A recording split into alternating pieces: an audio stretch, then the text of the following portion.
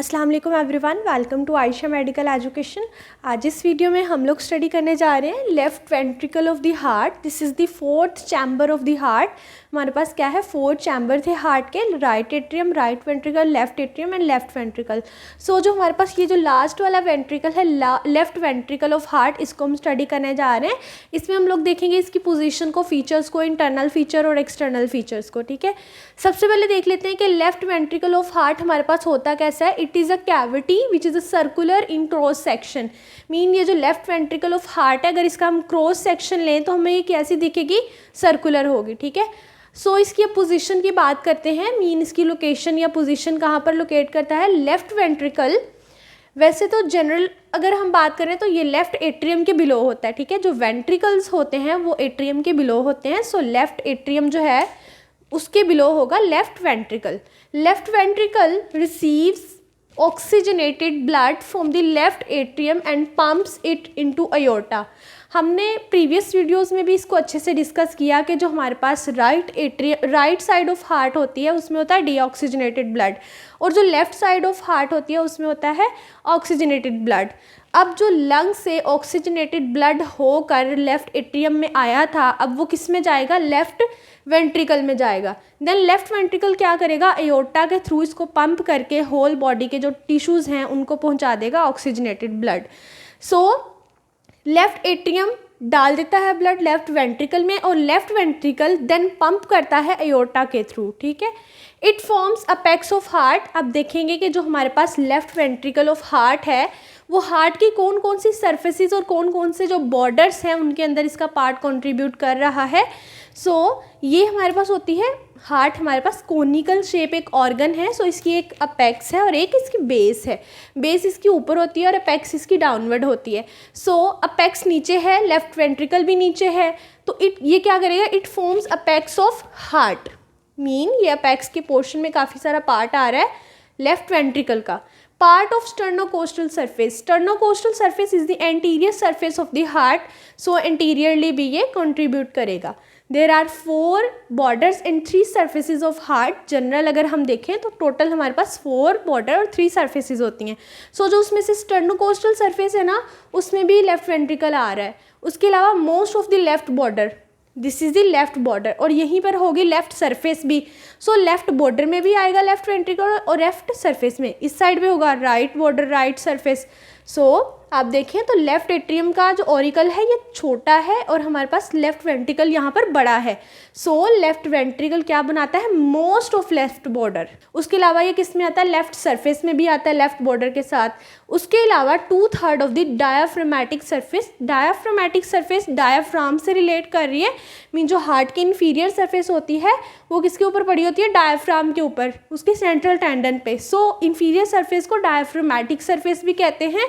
सो उसमें भी ये 2/3 उसका पार्ट आता है लेफ्ट वेंट्रिकल का in the diaphragmatic surface of the heart.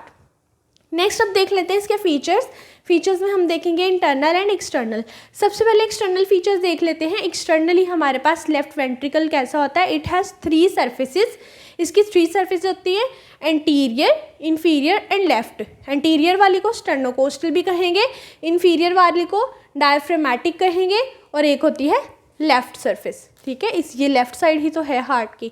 So left surface. उसके अलावा इंटरनली देख लेते हैं। ये तो एक्सटर्नली हमें सिंपल से स्ट्रक्चर, ये 3 सर्फेसिस मिली हैं। इंटरनली क्या होगा, it divided into 2 parts. 2 parts में डिवाइडेड होगा। एक होगा lower rough part and upper smooth part. जो लोअर रफ पार्ट है वो रफ क्यों है, क्योंकि उसमें क्या है, ट्रेबिकुलर कार्नी।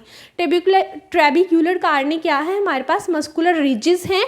सो इन मस्कुलर रिजेस की वजह से, जैसे राइट वेंट्रिकल में मैंने ये रिजेस बनाई है ना, इसी तरह से मस्कुलर रिजेस लेफ्ट वेंट्रिकल में भी होती हैं। दोनों वेंट्रिकल का स्ट्रक्चर काफ़ी हद तक मिलता जुलता है। ठीक है, सो यहाँ पर भी क्या होंगे, ट्रेबिकुलर कार्नी होंगे, जिसकी वजह से इसका लोअर पार्ट जो है वो रफ है।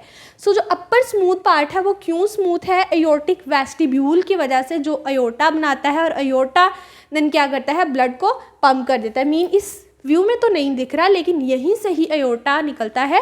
एक नीचे होता है, ठीक है, डिसेंडिंग, जो लोअर पार्ट ऑफ बॉडी को ऑक्सीजनेटेड ब्लड प्रोवाइड करता है, और ये है आर्च ऑफ अयोर्टा, अपर पार्ट। ठीक है, सो जो अयोर्टा है, अयोर्टिक वेस्टिब्यूल, अपर स्मूथ पार्ट से निकलता है, जिसको हम बोल देते हैं smooth part of the left ventricle.